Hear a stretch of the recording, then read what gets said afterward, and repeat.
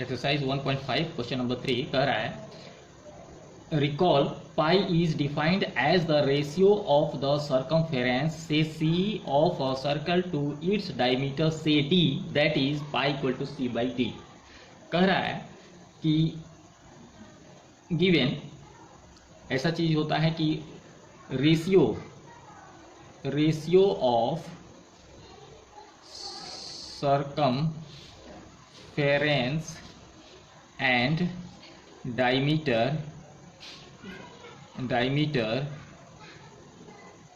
is C is to D that is pi और pi equal to C by D ये दिया हुआ है। ठीक है, कह रहा है कि अगर पाई का वैल्यू C बाई D होता है तो कह रहा है that is this seems to contradict, यह कॉन्ट्राडिक्ट नजर आता है। वाई मतलब इसका विरोधाभास व्यक्त करता है, विरोधाभास इसकी विपरीत बातें बताता है। ये क्यों विपरीत बात बताता है? We know since pi is an irrational, pi is an irrational number but 22/7 is a rational number, 22/7 is a rational number. Since pi is an irrational number and 22/7 is a rational and is the closest value to pi। clear? तो ये कह रहा है कि पाई जो है चूंकि irrational होता है और सी बाई डी जो होता है ये जो होता है ये सी बाई डी के रेशियो को ये दिखाता है, किसी सर्किल के सी बाई डी के रेशियो के ये पाई दिखाता है। जबकि ये हम जानते हैं कि we know pi is an irrational number, तो ये कैसे इसको इस कंट्राडिक्शन को आप कैसे प्रूफ करोगे, कैसे रिकॉल करोगे? कह रहा है this seems to contradict the fact, यह कॉन्ट्राडिक्ट विरोधाभास दिख रहा है। जो pi equal to C by D दिख रहा है वो कॉन्ट्राडिक्ट दिखा है। क्यों दिख रहा है? कि सी बाई डी का रेशियो जो होता है 22/7 आता है। Since this is a contradict situation since C by D equal to 22/7 ये होता है। But we know the value of pi is not exact 22/7. Here 22/7 is a rational number, but pi is an irrational. Pi is an irrational number. तो ये contradict है, इसको कैसे आप recall करोगे, कैसे रिसॉल्व करोगे? ठीक है, दिस इज द कंडीशन।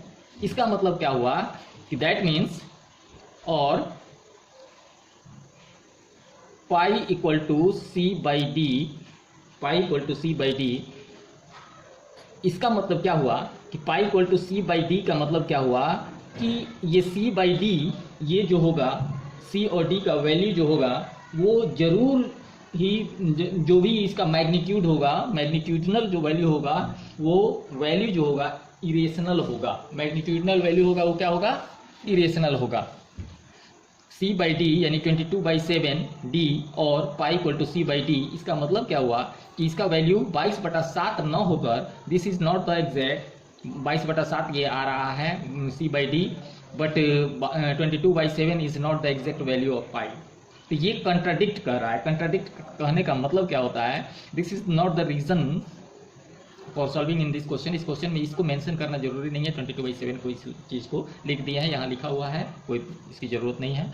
इसका मतलब क्या हुआ कि सी और डी में दोनों में कोई ना कोई एक नंबर इरेशनल होगा, दोनों में कोई ना कोई एक नंबर इरेशनल होगा। या तो सी इरेशनल होगा, डी इरेशनल होगा, तो irrational by rational equal to irrational, या ये इरेशनल होगा, ये रेशनल होगा, सी रेशनल होगा, डी इरेशनल होगा।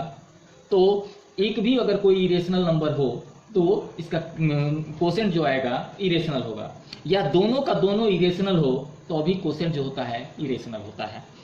ठीक है, this means either C or D और C and D both are irrational। अगर इसमें से कोई भी इरेशनल होगा तो भी ये होगा। कहने का मतलब है irrational. This is the reason, यही इसको प्रिडिक्ट करना है। इसको रीजन क्या है, रीजन समझ लेते हैं कि अगर एक इरेशनल नंबर है और दूसरा एक इरेशनल नंबर है और दूसरा रेशनल नंबर है, एक इरेशनल है दूसरा रेशनल है, तो इसका जो कोसेंट होगा, आंसर होगा, इरेशनल होगा। ठीक है। दूसरी बात है कि अगर न्यूमरेटर इरेशनल हो और डिनोमिनेटर इरेशनल हो तो भी इसका आंसर होगा इरेशनल। या तीसरी बात है कि न्यूमरेटर भी इरेशनल और डिनोमिनेटर भी इरेशनल तो भी आंसर जो होगा इरेशनल होगा। तो ये अगर कोई बात होती है, इस तरह से कोई भी बात होती है, एग्जाम्पल के रूप में हम ले सकते हैं कि अगर √3 है न्यूमरेटर में और डिनोमिनेटर में 2 है तो दिस इज इरेशनल। ठीक है, इरेशनल होगा। एक तो कोई इरेशनल है तो इरेशनल वैल्यू होगा। उसी तरह से अगर हम कहें कि नहीं 2/√5 डिनोमिनेटर है तो अभी जो होगा ये इरेशनल होगा। ठीक है। और अगर कहें कि नहीं √3/√5 तो अभी ये इरेशनल ही होगा। ठीक है। तो इसका मतलब ये कंट्राडिक्ट क्या है कि चूंकि ये इसमें ये बातें कह रहा है कि इसकी वैल्यू तो ऐसी होती नहीं है, सी को पाई का को कह रहा है कि C/D होता है, ये हम जानते हैं। और ये भी हम जानते हैं कि C/D का मतलब होता है कि 22/7। C और D का रेशियो जो होता है, the ratio of C and D is that is C/D = 22:7 ये होता है। लेकिन ये जो है इसमें कह रहा है कि नहीं पाई = C/D, पाई = C/D। इसका मतलब है क्या कि ये जो है पाई जब वैल्यू इसका होगा, इसका मतलब कि दोनों में कोई ना कोई इरेशनल होगा, क्योंकि पाई इज एन इरेशनल नंबर। ठीक है, since pi is an irrational. This is the answer. बात समझ में आई?